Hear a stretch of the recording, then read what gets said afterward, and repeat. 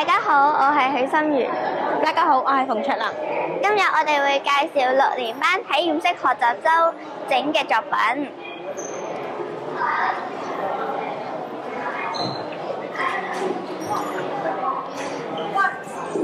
呢個呢就係一個特別嘅智能拐杖，呢個拐杖就可以幫助長者步行啦。目的係為咗令長者出門更加方便。呢個就係智能嘅機械人，佢就可以聯絡老人家。呢個就係智能儲錢罐，佢就可以幫老人家嘅都係。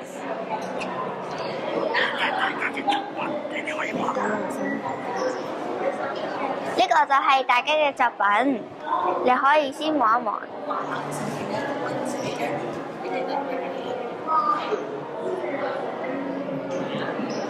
係咪大家嘅成果都好有型呢？